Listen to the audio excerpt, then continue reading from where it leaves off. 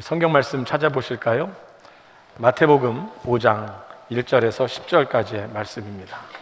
마태복음 5장 1절에서 10절까지의 말씀, 우리 최근에 계속 이 말씀 읽고 있는데 다시 한번 제가 한 절 읽고 여러분이 한 절 읽고 우리 교독하도록 하시겠습니다. 예수께서 무리를 보시고 산에 올라가 앉으시니 제자들이 나온지라. 입을 열어 가르쳐 이르시되 심령이 가난한 자는 복이 있나니 천국이 그들의 것이미요. 애통하는 자는 복이 있나니 그들이 위로를 받을 것이미요. 온유한 자는 복이 있나니 그들이 땅을 기업으로 받을 것이미요. 의에 줄이고 목마른 자는 복이 있나니 그들이 배부를 것이미요. 긍휼히 여기는 자는 복이 있나니 그들이 긍휼히 여김을 받을 것이미요. 마음이 청결한 자는 복이 있나니 그들이 하나님을 볼 것이미요. 화평하게 하는 자는 복이 있나니 그들이 하나님의 아들이라 일컬음을 받을 것이미요. 의를 위하여 박해를 받은 자는 복이 있나니 천국이 그들의 것이니라. 아멘.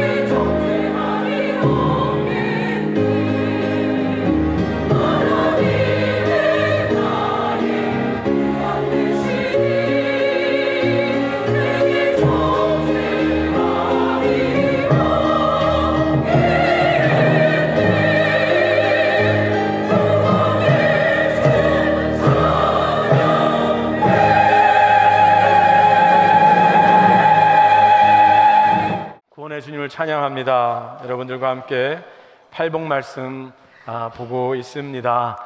하나님께서 우리 예수님께서 복된 사람들 어떤 사람들이 복된 사람들인지 말씀하셨는데 오늘 그 6번째 시간입니다. 오늘 6번째 예수님께서 복되다고 하신 사람들은 마음이 청결한 자는 복이 있나니 그들이 하나님을 볼 것이며 이렇게 말씀하셨습니다. 지금까지 우리가 복된 사람들에 관한 말씀을 나누면서 예수님 말씀하신 복 있는 사람들이 세상에서 보통 생각하는 또 사회에서 상식적으로 우리가 듣는 그 복 있는 것과는 좀 다르다는 것을 우리가 듣고 느끼고 있습니다. 역설적인 복이지요. 심령이 가난한 사람이 복이 있다고 하시고요, 기뻐 뛰노는 사람이 아니라 애통하는 사람이 복이 있다고 하시고요, 마음대로 하고 싶은 거 다 하는 사람이 아니라 겸손하게 온유한 사람이 복이 있다고 하시고, 의에 줄이고 목마른 이런 사람이 복이 있다고 하신 것들, 이것이 다 역설적인 내용들입니다. 그래서 우리는 그런 질문을 던지게 됩니다. 이게 복이라고? 이게 복이라고? 이런 질문을 던지면서 지금까지 왔습니다. 오늘 말씀도 이런 질문을 오늘 말씀에선 던지게 되는 것 같습니다. 오늘 말씀에 관한 저희가 던진 질문은 이게 가능하다고? 그 말씀입니다. 이 복이 가능하다고? 왜냐하면 첫 번째 이렇게 말하고 있기 때문입니다. 마음이 청결한 자는. 도대체 마음이 청결한 사람이 있을까요? 상대적으로 좀 더 착한 사람은 있겠지만 마음이 청결한 사람이 가능할까요? 그리고 마음이 청결한 사람만 하나님을 볼 수 있다면 도대체 누가 하나님을 볼 수 있겠습니까? 첫 번째 말도 과연 이게 가능할까 싶은데 두 번째는 더 합니다. 마음이 청결한 자는 하나님을 볼 것이다. 하나님을 본다는 것이 그게 가능이나 하겠습니까? 하나님이 무슨 형태나 형상이 있으신 것도 아닌데 하나님을 본다는 말씀이 무엇일까요? 왜 예수님은 이 무리한 말씀을 하셨을까요? 그 말씀을 이해하기 위해서는 어쩌면 지금까지 어떻게 팔복의 말씀이 이렇게 전개되어 왔는지, 그 복 있는 그 내용들이 어떻게 그 다음 복으로 이어지는지 그렇게 본다면 조금 오늘 말씀도 좀 더 이해할 수 있지 않을까 싶습니다. 심령이 가난한 자는 지난주도 말씀드렸지만 천국이 저희 것이며 했습니다. 그래서 하나님 나라를 소망하며 그 가난한 심령이기 때문에, 부요하기 때문이 아니라 가난하기 때문에 하나님의 나라를 사모하고 은혜로 주신 그 나라를 받아들이지요. 그렇기 때문에 하나님 앞에서 애통하는 것이 부끄럽지 않고 그 마음 가운데 진심으로 하나님 앞에 우리의 삶의 내용들을 보고 애통하게 됩니다. 그러면 하나님의 위로를 받습니다. 하나님의 위로를 받고 났더니 마음에 불안함이나 조바심이나 괴롭힘이나 이런 것이 없이 마음이 온유해집니다. 마음이 온유한 가운데 하나님이 그 마음을 가난함과 애통함과 온유함으로 다스리니 하나님의 약속 가운데, 땅을 기업으로 받는 것과 같은 하나님의 약속 가운데 내가 살아감을 확신하게 됩니다. 그 구원의 성취가 있음을 봅니다. 그랬더니 이제는 내 속에 이루어진 그 하나님의 마음이, 그 하나님의 나라가, 그 하나님의 의가 온 세상에 가득하기를, 내 마음에도 가득하고 내 삶에도 가득하고 온 세상에 가득하기를 꿈꿉니다. 의에 줄이고 목마른 자가 되지요. 그리고 의에 줄이고 목마른 그 하나님의 의가 온 세상에 가득하기를 바라면서 그 첫 번째 실천의 대상은 내 옆에 있는 사람에 대해서 긍휼히 여기는 마음을 갖게 되지요. 이렇게 된다면 이 팔복의 말씀은 쫙 이어지면서 어쩌면 좀 더 발전적으로, 좀 더 깊은 하나님의 나라의 그 은총으로 이렇게 초대하는 것 같습니다. 그러고 난다면 오늘 말씀을 좀 더 이해할 수 있을 것 같습니다. 오늘은 마음이 청결한 자입니다.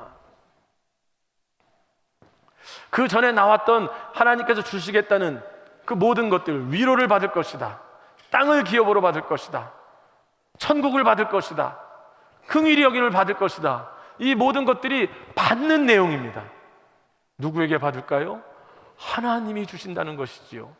하나님이 하나님의 나라를 허락하시고 하나님의 위로를 경험케 하시고 하나님의 긍휼하심을 받게 하시고 하나님의 기업을 누리게 하시는 것들, 그렇다면은 오늘 이 말씀도 내가 최선을 다해서 마음이 청결해지기 전까지는 너는 아무것도 못하고 하나님도 보지 못할 것이다 라는 말이 아니라, 그 청결해지는 역사도 이 앞에서 일어났던 일들을 경험하면서 하나님의 은총을 받은 사람에게 나타날 더 깊은 은혜의 체험인 것 같습니다.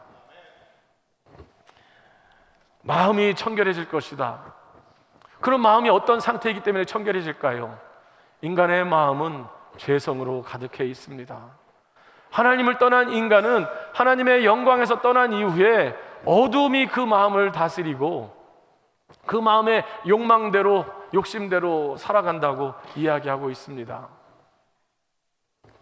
청결해진다는 것은 좀 더 착해진다는 것이 아니라 우리의 죄로 물든 마음, 어둠이 다스리는 우리 마음이 하나님의 은총으로 깨끗게 되어진다는 것을 우리에게 약속하는 줄로 믿습니다. 오늘 제자들에게 이 말씀을 예수님이 하고 있습니다. 제자들은 앞으로 예수님이 하시는 사역들을 볼 것입니다. 제자들은 사실 이 5장 직전에 4장에서 예수님께서 어부로 고기 잡고 있는 제자들을 부르시는 장면이 4장 18절 19절에 나옵니다. 갈릴리 해변에서 두 형제를 부르시는 장면이 바로 직전에 나옵니다. 그러니까 이 팔복의 말씀은 제자들의 삶의 아주 초기에, 예수님을 따라가는 그 삶의 초기에 있었던 일입니다. 만약에 그들에게 마음이 청결해지기 전까지는 따라올 생각도 하지 마, 그렇게 말씀하셨다면 이것은 굉장히 절망스러운 말입니다. 그런데 오늘 예수님은 심령이 가난해지기를, 온유한 마음으로 하나님의 나라를 소망하기를, 긍휼의 마음으로 살기를 원하는 그들에게, 그들이 궁극적으로 경험하게 될, 앞으로 예수님을 따라가면서 궁극적으로, 결과적으로, 최종적으로 보게 될 예수님의 사역을 보게 되고 그 은총을 입게 될 것입니다. 그것이 무엇일까요? 그것은 더 많은 설교나 더 많은 기적이 아니었습니다. 그 설교가 말하고 있는 하나님 나라가 우리 가운데 임했다, 그 예수님의 기적의 역사가 보여주는 하나님의 새로운 시대가 시작됐다, 그것이 어떻게 이루어졌습니까? 예수님이 십자가에 달려 죽으심으로, 십자가에 달려 죽으심으로, 우리 대신 죽으시고 우리를 위하여 죽으심으로 우리 모든 인간에게 있는 하나님에게서 떠나가서, 그러므로 우리에게 있는 그 죄성을 깨끗하게 하시고 우리의 속사람을 새롭게 하시는 그 일을 향하여 이제 제자들의 삶들은 나가고 있는 것입니다. 그래서 오늘 예수님은 제자들에게 마음이 청결한 자는 복이 있나니, 그것은 앞으로 제자들이 예수님의 십자가 사건 앞에서 그 예수님의 죽으심이, 예수님의 피 흘리심이 나를 위한 것이었음을, 죄로 물든 내 영혼을, 내 심령을 정결케 하시기 위함임을, 죄의 권세에서 나를 승리케 하시기 위함임을 그들은 알게 될 것이고 그것을 받아들이게 될 것입니다. 예수님의 나라, 예수님의 구속은 그래서 또 하나의 또 다른 도덕을 알려주고 조금만 더 착하게 살고자 그렇게 만드시는 것이 아니라, 마음을 청결케 하시는, 사람을 새롭게 하시는, 그 속 사람을 정결케 하시는 그 역사이심을 믿으시기 바랍니다. 그 구속의 사건이지요. 그런데 그 청결케 되어진다는 그 뜻 가운데는 한 마음으로, 두 마음, 세 마음으로 살아간다는 것이 아니라 한 마음으로 살아간다는 그 뜻이 들어 있습니다. 즉 예수님의 구속의 은총을 경험한 사람들은 예수님을 구주로 고백합니다. 더 이상 내가 내 삶의 주인이 아니고 하나님의 은혜로, 그분의 흘리신 보혈로 내가 새 사람이 되었고, 내가 죄의 권세에서 해방되어 이제 하나님의 자녀가 되었으니 내 삶의 길들은 단순해집니다. 나는 이제 하나님의 백성으로 하나님을 위하여 살아갑니다. 나는 이제 예수의 나라를 위하여 살아갑니다. 하나님의 의를 위한 삶으로 그 나의 삶의 길이 분명해지고 하나로 나아가지게 됩니다. 그것은 우리를 거룩해 하시고 성결케 하시는 역사이지요. 그렇기 때문에 마음을 청결케 하신다는 이 말씀 속에는 우리를 구원하신다는 약속과 우리를 하나님의 자녀로 거룩케 하신다는 약속이 함께 들어있는 것입니다. 여러분은 예수님의 그 구속의 은총, 그 죄사함의 은총, 그 피 흘림의 은총, 나를 위하여 죽으신 그 예수님의 구속의 사건을 받아들이셨습니까? 아니면 약간의 마음의 위로와 또는 내가 어떻게 살아야 할까 하는 그 윤리적 기준을 좀 더 얻기 위해서 오셨습니까? 예수님은 우리를 근본적으로 하나님의 자녀로, 하나님의 백성으로 하나님 앞에 설 수 있는 친밀한 그 삶으로 나아가도록 우리를 이끄시고 우리를 위하여 십자가에서 죽으셨습니다. 그것을 받아들인다면 그 다음 말씀이 이해가 되어집니다. 마음이 청결한 자는 복이 있나니 그들이 하나님을 볼 것이니요. 하나님을 본다는 것은 사실 불가능하지요. 그러면 하나님을 본다는 것이 무엇일까요?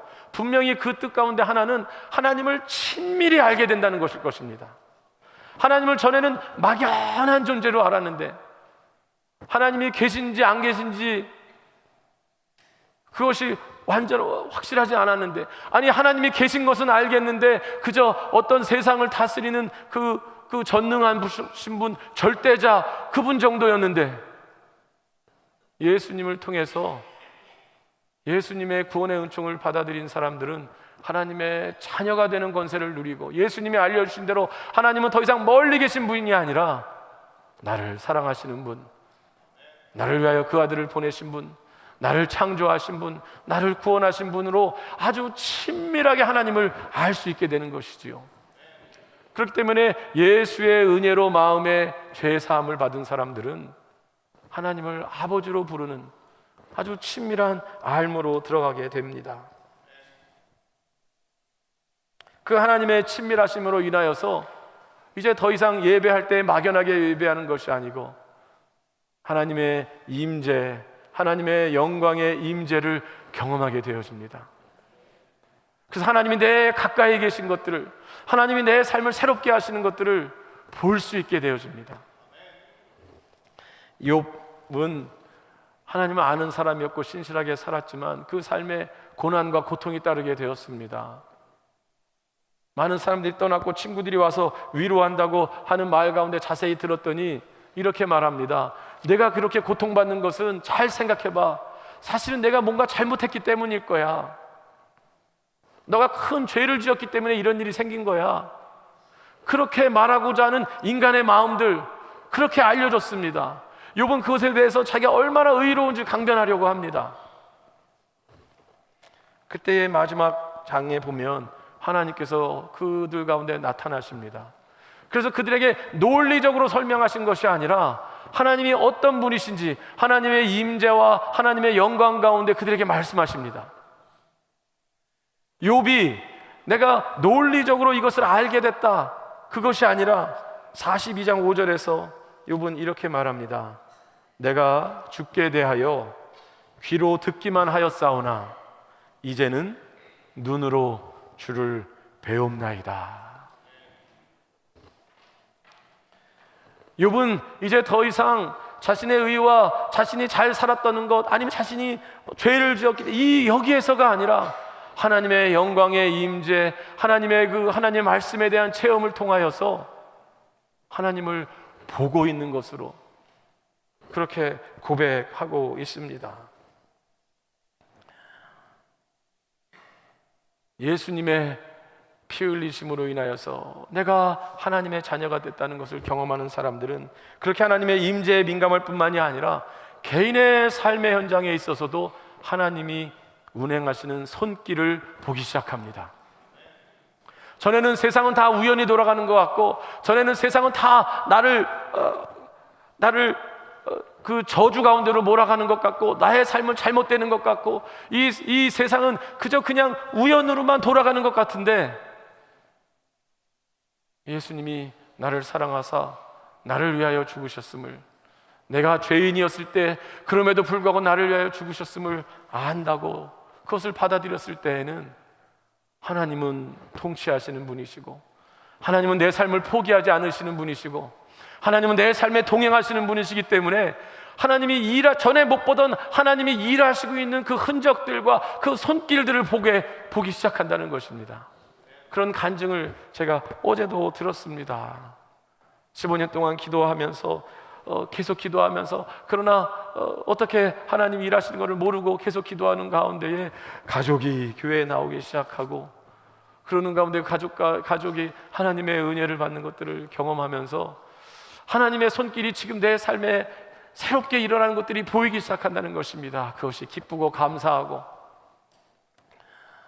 여러분 삶의 현장에서 하나님의 그 은총의 손길을 볼 수 있다면 그것만한 복이 어디 있을까요?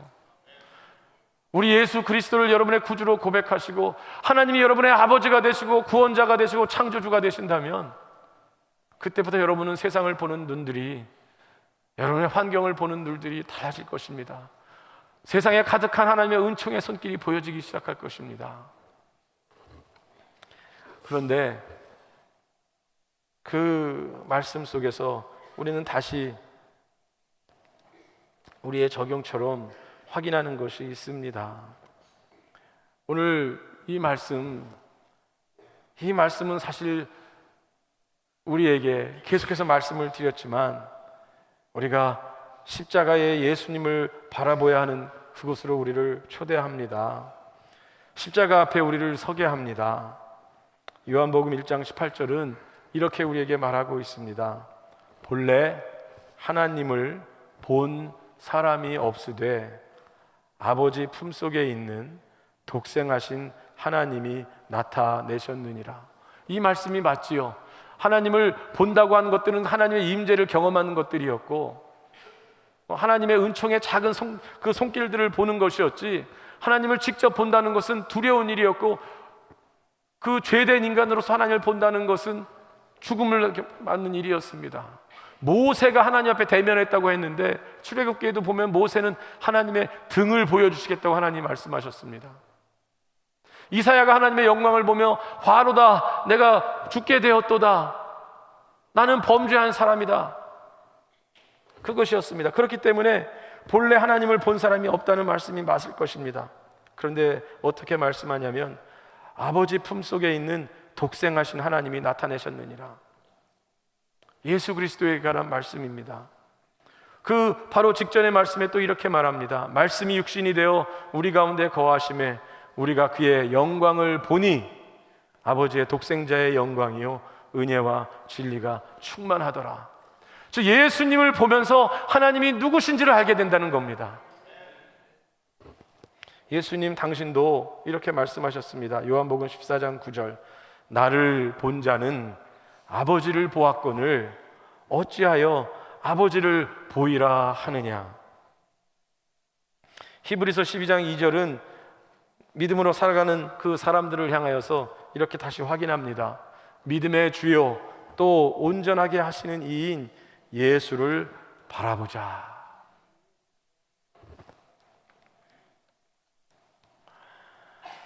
우리는 예수님을 보면서 하나님이 누구신지를 확인합니다. 성경은 골로새서는 말합니다. 예수님은 보이지 않는 하나님의 형상이시요,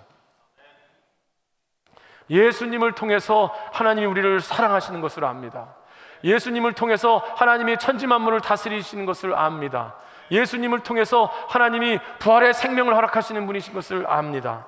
무엇보다도 예수님을 통하여서 내가 죄인이었을 때에 나를 위하여 죽으신, 나를 포기하지 않으시고 나와 동행하시는 그 하나님을 알게 됩니다. 여러분은 그 예수님을 받아들이셨습니까? 그 십자가의 예수님이 여러분에게는 어떠한 존재입니까? 오늘 우리가 찬송한 538장 죄짐을 지고서 고나거든, 그 가사는 이렇게 나오네요. 죄짐을 지고서 고나거든 더 열심히 살아라가 아닙니다. 내 마음속에 주 영접하며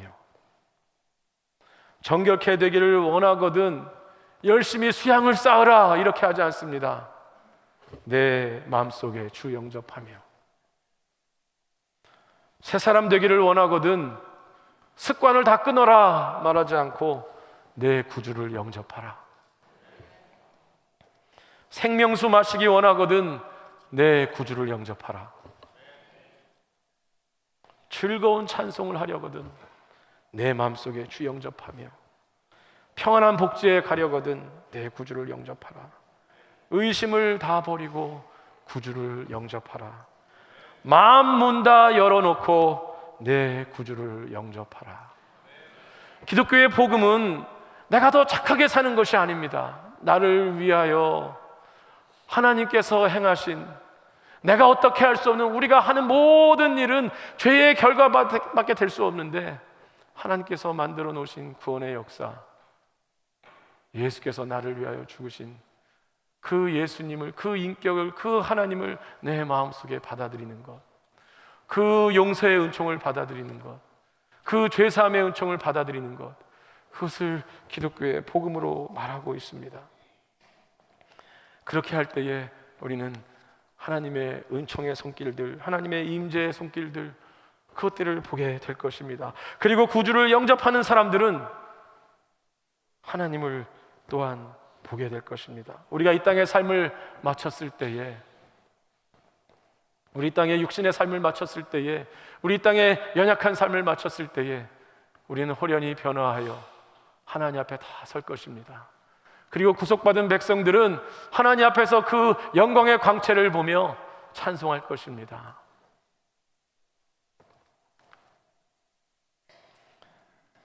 찬송은 또 이렇게 말합니다. 나의 주를 내가 그의 곁에 서서 배우며, 나의 주를 그 손에 못자국을 보아 알겠네. 나의 주님이 십자가에서 나를 위하여 죽으신 그 주님이 하나님이시구나.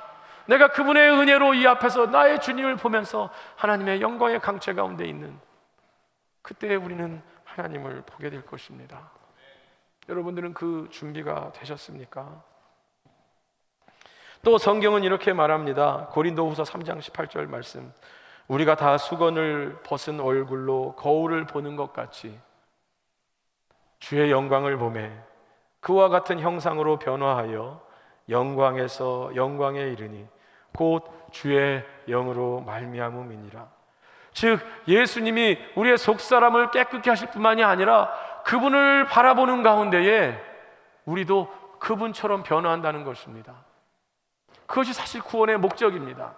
그것이 창조의 목적입니다. 성경은 말합니다. 하나님께서 우리를 지으실 때, 모든 인간을 창조하실 때에 하나님의 형상대로 지으셨다고 했습니다. 그런데 하나님께로 떠나간, 하나님께서 떠나간 인간은 그 하나님의 형상이 깨어지고 파괴됐습니다.